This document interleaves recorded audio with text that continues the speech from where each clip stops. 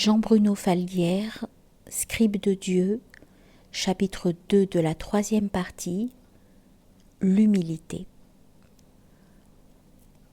J'ai appris qu'en osant les mots silencieux de mon cœur, je pouvais me faire entendre sans ouvrir la bouche. Cela, c'est avec Sidi Hamza que je l'ai appris par le biais de ce que j'appelle maintenant le miracle de l'orientation. Dans le miracle de l'orientation, je vis l'enseignement de mon maître en direct. De son cœur à mon cœur, tout se passe comme si l'expérience de l'enseignement se vivait comme un transvasement. C'est de cette façon que j'ai compris que sincérité était inséparable d'humilité. Oser avec volupté goûter l'humilité, chercher à la connaître, à la ressentir dans le cœur, dans le corps, attendre qu'elle se dévoile. Peu à peu elle apparaît, elle nous prend, nous nous agenouillons soudain devant elle sans retenue. Nous vivons notre prosternation comme un acte qui nous grandit. Elle nous emplit de joie. Peu à peu nous sommes touchés par elle et nous voyons que l'humilité n'est pas une question. Elle m'a montré qu'elle était une porte qui ouvre toutes les portes vers Dieu. Face à elle, j'ai vu l'ego défait. Et contre toute attente, en opposition à toute croyance, j'ai aussi perçu que l'ego n'était pas mien. Il est en moi comme un virus implanté et porte en lui une nécessité divine, malgré toutes les guerres qu'il déclenche et qu'il est et restera notre pire ennemi. Lorsque j'ai entrevu cela, il m'est venu à l'esprit que nous ne savons rien et qu'il est temps pour nous de nous laisser renseigner par les secrets du cœur. L'humilité est pure lumière du cœur. Elle est l'intelligence de l'amour. L'humilité est délivrance. Elle est l'ouverture à tous les possibles de Dieu. Nul savoir ne peut la contenir.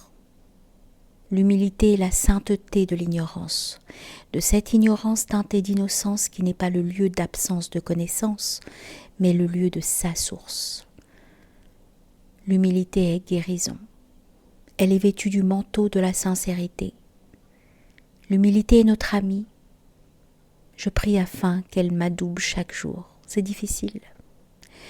La prosternation en humilité sincère face à la pureté, au discernement lumineux du cœur, imprègne le serviteur d'une grandeur silencieuse et discrète qui libère de toutes les peurs et l'invite au banquet de la joie.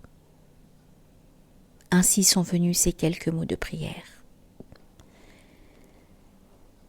Seigneur, j'ai pour toi ce soir la tendresse du vaincu.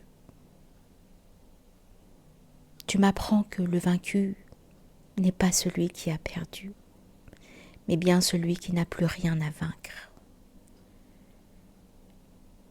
Tu m'apprends que la tendresse de l'humilité est l'arrêt de toute guerre en soi et de toute dette envers le monde que tu m'as offert. Cela afin que j'apprenne que tu as tout donné, tant ta sincérité est grande, et que ton amour est le vainqueur du rebelle agité et ignorant qui, dans l'âme troublée, croit ne pas avoir été encore vaincu. Alors s'est imposé ceci. Si l'homme avait été créé pour être vaincu, tu serais une défaite. Or ce qui est ne peut être vaincu. Et ce qui n'est pas se cherche un vainqueur illusoire. Tel est notre ego.